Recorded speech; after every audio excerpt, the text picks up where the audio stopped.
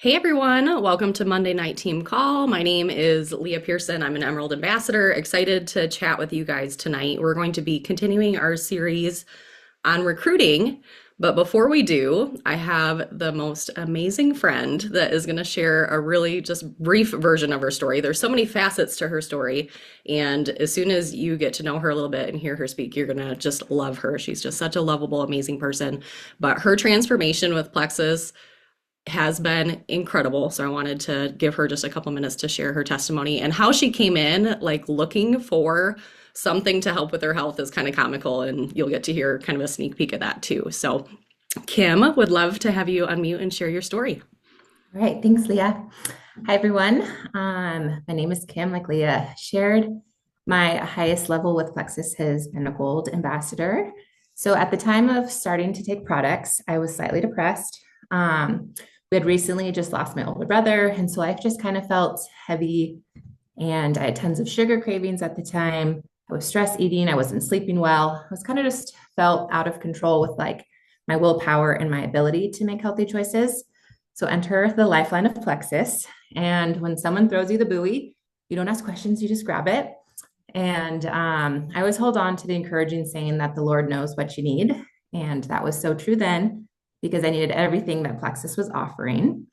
Marla is my upline. And at the time, she was just an acquaintance. We had lived in the same town once. We hadn't met face to face. And I love that about this.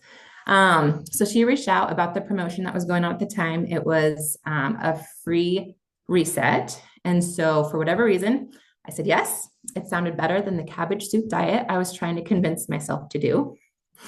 So me, my mom, my sister, and my sister-in-law, we signed up. We had minutes before the promotion ended. And I was like, there are power in numbers. And if I'm going to do a 3-day fast, then you guys are doing it with me. So fast forward 2.5 years, we're also on the products. Some of my wonderful health improvements. I have no more brain fog. And I feel like brain fog is one of those weird things where you don't really understand what it is until you just experience not having it. And so I remember waking up on that fourth day after the reset, and I was just like, whoa, the brain fog has lifted. I have regular bowel movements now, and that has been so life-giving. I would have like gassiness and bloating and just like indigestion all the time. And so my normal now is not going to bed with a bloated belly, which is really nice. Zero heartburn for my husband as well. It was several months into taking the products, and I was checking in with him. I was like, hey, how are you liking it? You want me to keep ordering for you? And apparently he went up to Alaska to fish and he forgot all of the supplements at home. And his heartburn came back and he had to go buy Prilosec. And so he was like, yep, I don't ever want to be without those products. So glad I asked. And then my cramps, ladies, my hormones, they have started to like me. I feel like they don't try and kill me every month. This was a surprise to me because naturally there's warning that I'm about to start my cycle, but not anymore. It's just boom, menstruation. And every month I'm like, whoa, where did you come from? But that is a nice gift because it's a calm Mother Nature. And so I learned what they meant when they said that these root heal. It's true. And I had no clue that after my first month of taking these supplements that I could get rid of my terrible period cramps that I'd suffered with my whole life. So I'm still mind blown about that. During that 3-day reset, I lost 8 pounds. And because I recruited my family to do it with me, I have never once had to pay for products. And so it's all just been a no brainer for me. And yeah, thanks for listening. Thank you so much, Kym. Kym is such a gatherer. She just like got her sister, everybody. She's like, "Hey, meet me at the coffee shop." And all of a sudden she's like developing silvers and all the things. So she's amazing. She's just really got that gift of gathering people. So, thank you for sharing. Okay, so let me share my screen with you guys because I've got a PowerPoint that is going to be helpful.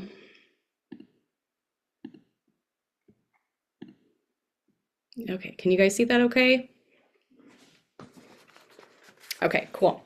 So we are in the part 2 of recruiting, and just kind of talking about recruitment these first couple weeks here. And so I'm going to talk a little bit about follow up with recruiting. Like that is a key part of recruitment. Okay. And when you look at your business, there are four pillars. So recruiting, retention, duplication, and leadership. And we are starting with the pillar of recruiting because if you aren't where you want to be in your business, how to really audit your business is to start with recruiting and then just kind of go down this list. So recruiting is the first thing that you look at. So if you are not consistently bringing in 3 joins per month, that's your starting point. Like you don't need to do any more auditing in your business. That is the starting point.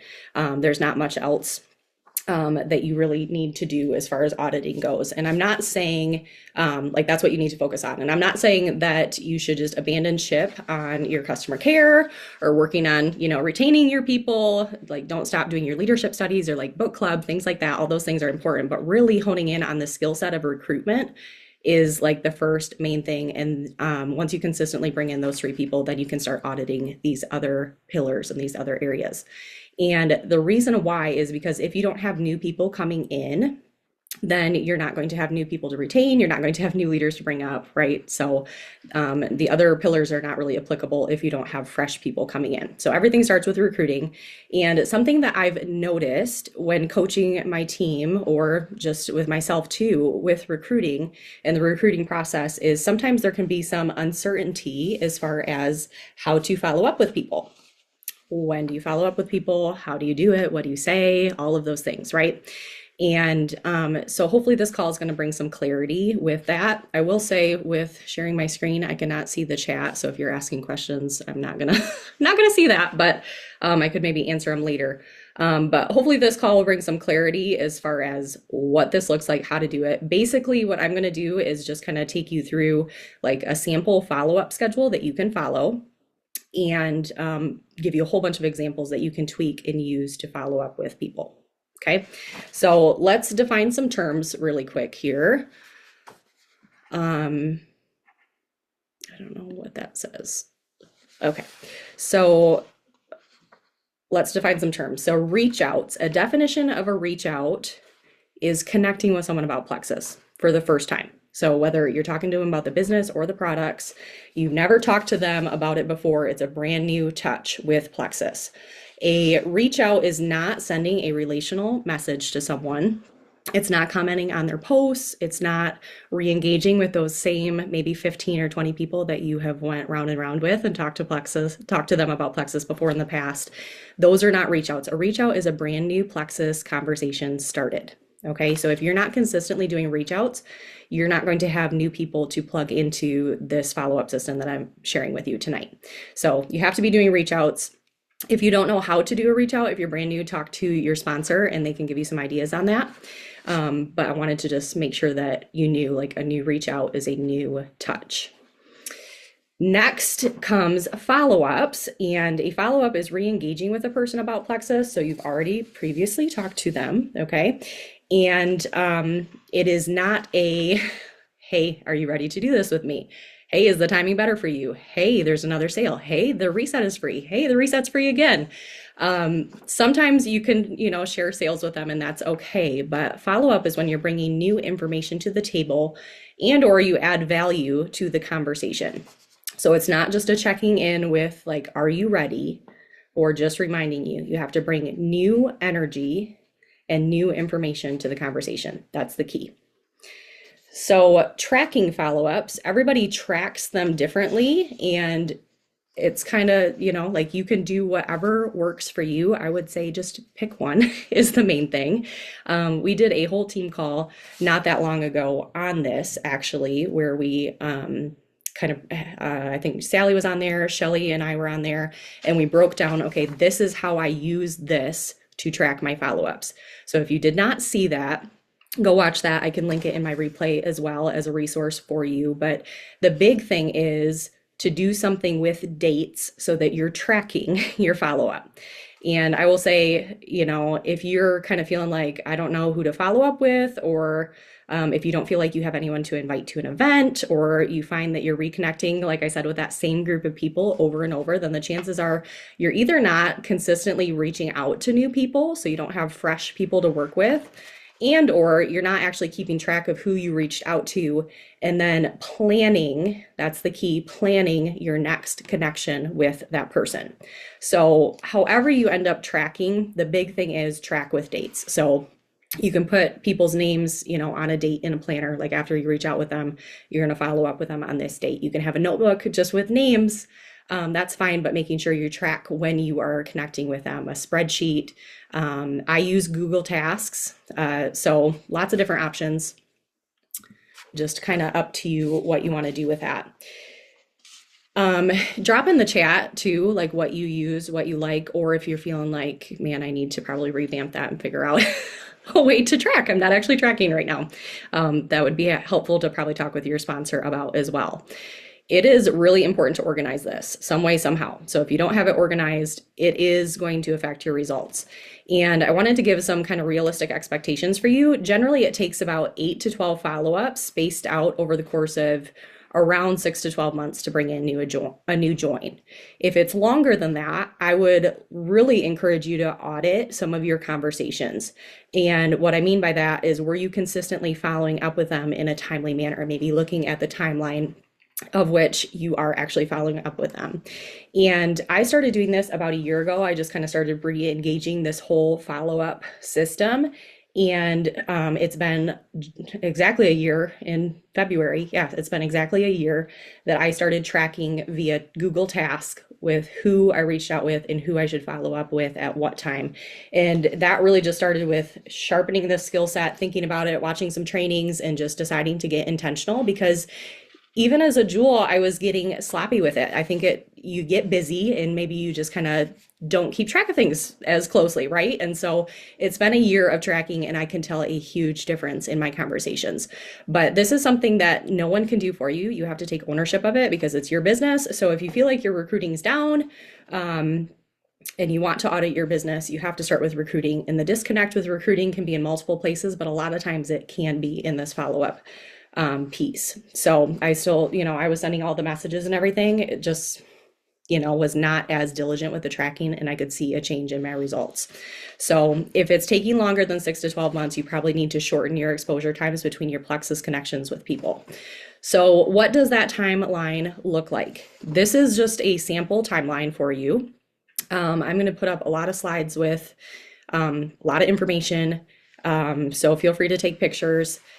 This is a sample timeline. So you reach out to a person, and then your first follow-up should be 3 days later. If they did not respond to you, if they responded to you, connect with them, like message them back, but if 3 days later they did not respond to you, send them a message, and I'll give you examples of this. And then about 10 days to 2 weeks later, if they didn't respond, send another message. And then about a month later, and then 2 months later, and then you can kind of push it out from there. So this is just kind of an example for you, and I'm going to give you some ideas as far as what in the world you can message about too. So after you reach out to a person, you need to mark them on your calendar 3 days later or in your planner or whatever, and you can connect with them something along these lines. Again, these are just examples. Feel free, I don't know if you guys know this, but if you take a picture, you can copy the text off of the picture. So feel free to save these. I would highly recommend saving them. I have all of my scripts saved, so I don't have to type them out every single time. They're just there and available for me, and I'd encourage you to do that too. So 3 days later, connect with them somehow, and then ask a question along the lines of, hey, I know life gets busy. I wanted to check in and see if you got my last message. So just re-engaging that conversation, because life does get busy. Has anybody accidentally opened something and it's like, oh, shoot, I didn't get back to them? Then after that, 10 days to about 2 weeks later, you are going to start what I call like a follow-up flow. So the reason why I call it this is because it needs to be fluid. I think that's one thing with follow-up. It's not going to ever be exactly the same. because every conversation is different and every person's different, and the timing of messages, it will always be a little bit different. So I'm going to give you lots of examples and tools. They're not in any particular order. Just consider them like, here's a menu, here's some different things that you could pick from to be able to send to somebody. But I think it's important to have, like I said, a schedule where you're following up with them in a timely manner. So, and you can just kind of cycle through these. So 10 days to 2 weeks later, this is when we start these examples. So here's some health follow-up examples. You can, as a follow-up, send a testimony. And at the beginning, say something along the lines of, I came across this testimony and it made me think of you. Do you relate to it at all? You can find just kind of a shorter testimony that is maybe more broad. I have probably 2 or 3 of those just saved in my phone. I think that's good to just have those on hand.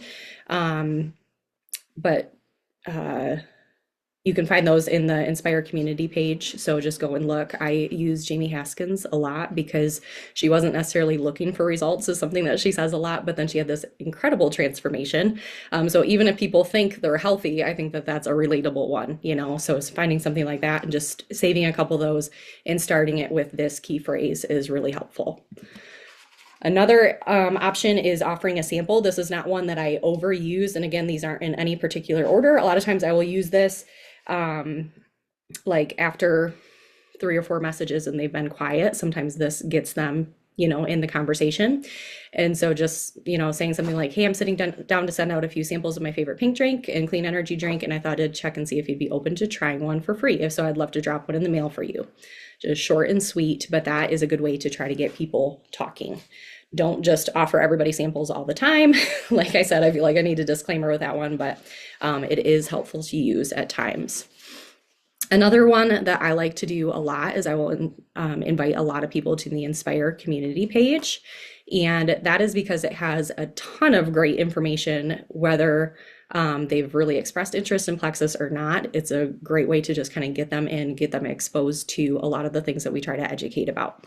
So I'll say something along the lines of, hey, Kayla, I have an incredible group on Facebook and I wanted to extend an invite to you. It has tons of general health info, how to support your immune system, help with good eating habits, what to look for on food labels, da da da da. Would you be open to me adding you? I think you'd find this resource valuable.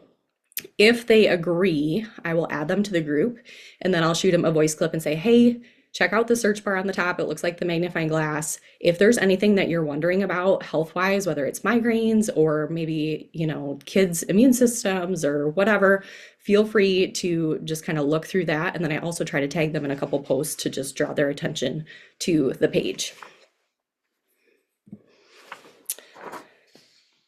I do like putting people in there because then they get notifications. Like if posts go up, I can tag them on stuff in the future.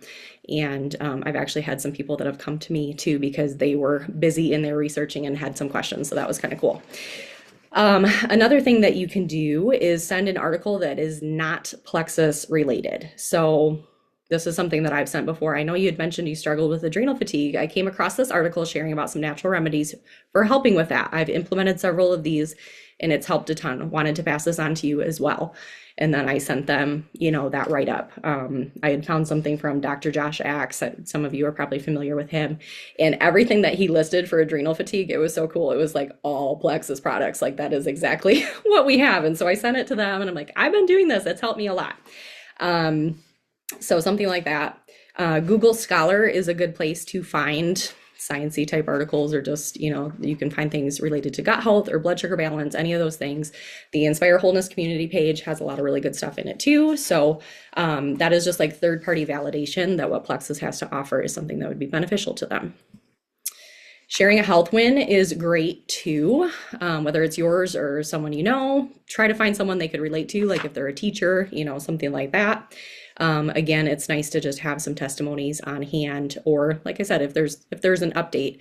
I even tag people, like if I have a teammate that has a health victory that I feel like one of my potentials would relate to, I'll tag them on that person's post. It helps that person's post.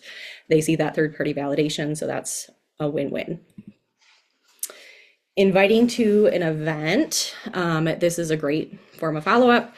Even if you have not connected with them about Plexus yet, you can invite people to an event at any time. This is just kind of a basic invite that I usually use for like a messenger event. So you can feel free to save that too, but any kind of event. So it could be a Zoom event, it could be an in-person event like a sip and see, a 3-day pink drink challenge. I've done several of those. Those have been good. But gut health chats are great because we're all busy and they're pretty quick and easy. One thing that I'll say too is to take ownership of your business. So if you don't have events on your calendar and you're like, I don't have an event to invite them to, it's really easy to set one up, and you should really probably you should not probably you need to consistently be hosting your own events. That is something that would be super beneficial to your business. You do not need to wait for your upline to run those. Run your own, run events for yourself, for your customers, new business builders, potentials. It is great to offer events to anybody and everybody, and just having a goal of like a calendar in front of you and trying to fill that up. One event a week is a great starting point. So intentionally try to do that for a couple months. Other ways that you can connect with people, just kind of a quick list here. You can share about a new product that just launched, like our creatine that just came out, sharing about upcoming challenges. I'm thinking like, at the new year, we usually do like a New Year's group, or we've done some detox challenges or any kind of activities. It's good to try to bring people into community and messaging about that. Updating on deals. Like I said here, make sure you aren't overusing this. I kind of was joking around when I said before, like, hey, there's another sale. Hey, there's another sale. But I think we can get caught up in that. It is okay to update people on deals, but don't overdo it. And then also reverting to the business. So if I've been talking to somebody about the products, sometimes I do go to the business opportunity as well and just kind of continue to layer that into. So if there's an upcoming business Zoom, something like that, don't be afraid to also share about the opportunity with them. Another way to follow up is to shoot them straight and just be honest with them. So I really like this message. This has been really effective for me. I usually have people that come back. So feel free to take a picture of this. But I just say like, hey, I've been filling up your inbox here. I know life is busy is kind of the basics of it. I also know, I know that it could be that you're feeling a little bit hesitant because of some questions that you may have, or maybe it's not the right time for you to learn about plexus. And I hope you feel like you could tell me that. So just being honest and being like, hey, like, are you busy? Do you have questions? Are you hesitant? What's going on?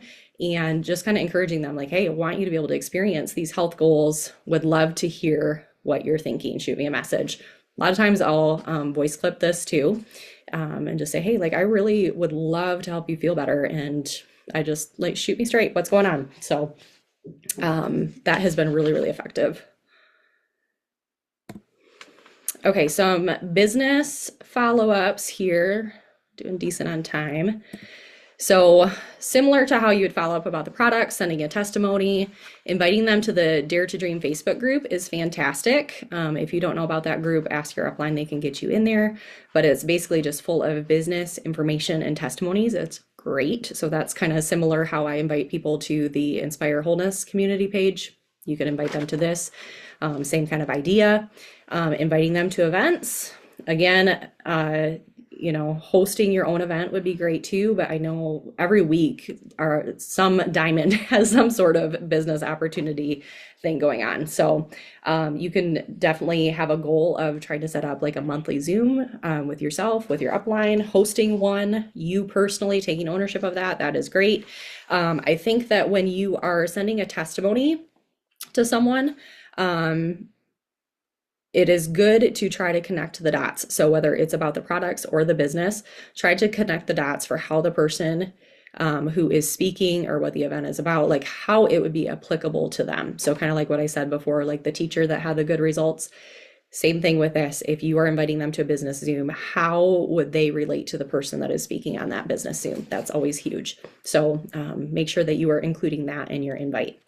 Sharing about a recent rank up or a victory is huge too. So I had a friend of mine that was working like a 9 to 5, and she was sending out this message, and I loved this. She said, hey, I hope you're doing well. I know I've reached out to you before and the timing just wasn't good for you. So I wanted to be sure to reach back out because I think you could be amazing at this opportunity. Here's your update. I'm getting super close to being able to replace my current full-time income. Thank you. Thanks to this opportunity, I will be able to be a stay-at-home mom. I'd love to share more about this with you, even if you're slightly interested. So just kind of giving an update like, hey, this is what's going on. Replacing current full-time income, amen to that. Like that is life changing. You can also share about upcoming trips, incentives, double bonuses, updates like that. I came in because of the stimulus bonus that Plexus was doing during COVID. Jamie had reached out to me and then she had followed up. She said, hey, there's like way more money on the table. Check this out. And that's actually why I started, because we were broke and needed it. But sharing about upcoming trips like convention, if you are going to leaders retreat, things like that. When Fallon was on the yacht, make sure you're tagging people on her posts. Like that is why she's putting those things on social media, is so that you can utilize it. That is huge. And even if one thing that I do is even if people are not responding to me, or maybe they went quiet, I will go and tag them on like Jamie's Diamond Doc that is on Facebook, like public, where anybody can see it. I'll go and I'll tag people like, hey, this is what I was chatting with you about. Wanted to make sure you saw this. This is my dear friend. Connect the dots. Like, this is why, I think you would relate to her story or whatever. So that is huge. You can also send the Diamond Doc like personally as well. I do both. Again, connecting the dots. This friend of mine was also a stay-at-home mom, and her story reminds me so much of you, da da da da. And then sending that Diamond Doc. Asking additional questions and trying to keep the conversation rolling is huge about their goals, interests, dreams, what their family likes to do, all those things. Here's a couple questions that have always been really effective for me that I like to just bring up in conversation. And I feel like it gives you a really good window into what makes them tick. Like why are they good at their current job, or why do they like their job, or maybe they don't like their job. That can give you a window into why they'd be great at this business opportunity, or why they might want to look for something else, or what they do in their free time, like what's important to them. If they were able to bring in an additional, stream of income and double their income, what would they do with the extra money? That's kind of pulling out their why. Those are all really good questions to just try to work into conversation. And starting to ask questions, one thing that I did is I just had a list of questions that I would keep in front of me during conversations, because I always felt like I don't know what to say next. And that's a good way to train yourself to kind of start figuring that out. Reverting to the products works too. Calling out strengths. So I love this one, and I'm kind of running short on time, so I'm going to kind of just go through these kind of quick here. But this one is great because you're, encouraging them, and you're calling out like, hey, you do have influence, and I've seen people like you that can be successful, that have been successful here, so that means you can be successful too. So always call out strengths and build them up, and hey, it would be fun to work together.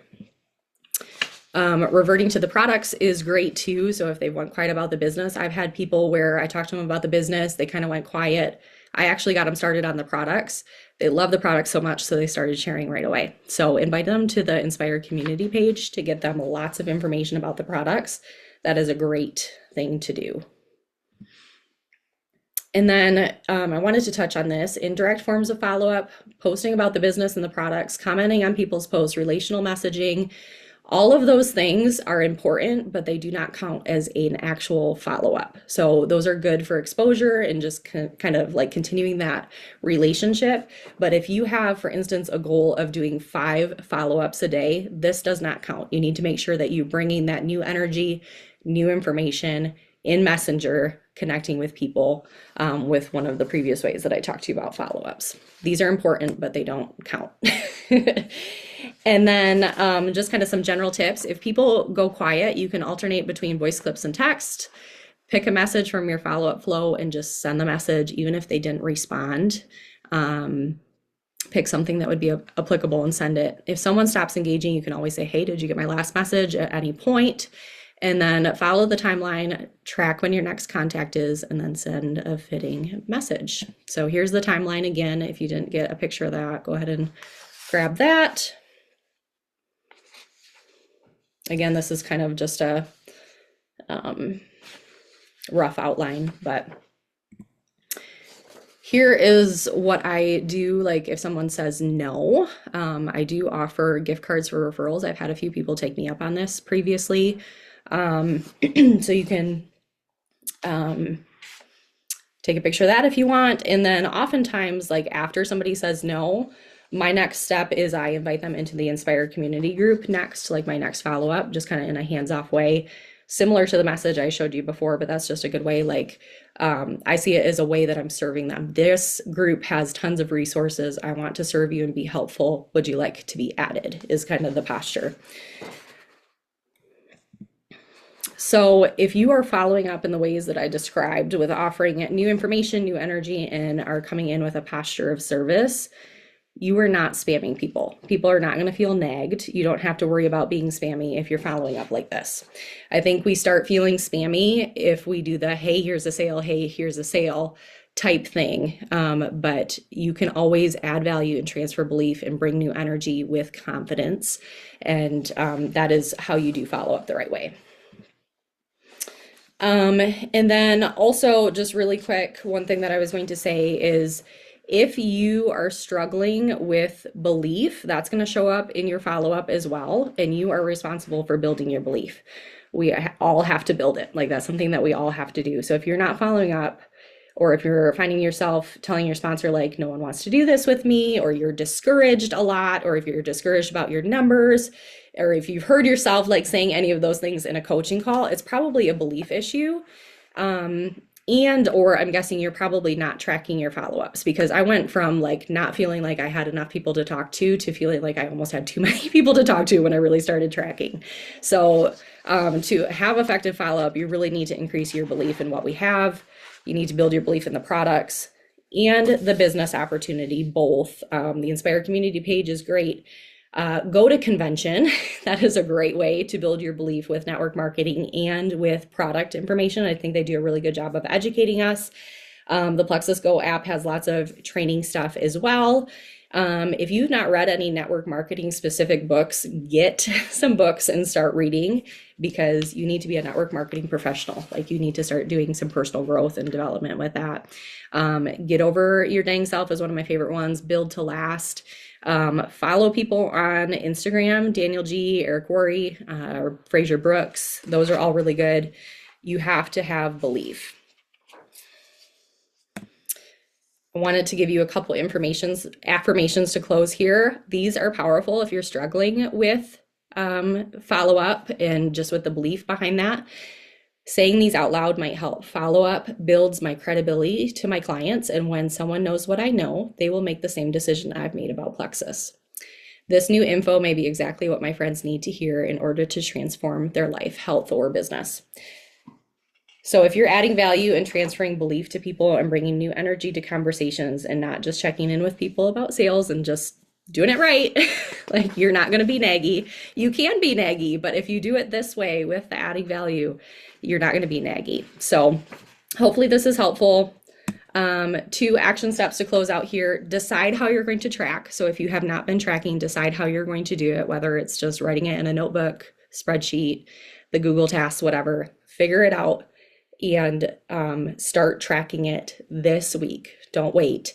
And then I would really encourage you to make a follow-up folder of scripts. So any of those wordings that I gave, make them your own. If you have more ideas, feel free to, use whatever, but have them ready to go. You shouldn't have to type these out every single time. Have them ready. So that way, when you enter a conversation with someone, all right, here's my tools, here's my menu. What can I pick from this that would be applicable to serve this person? So hopefully that's helpful. Thank you guys for joining, and have a great night.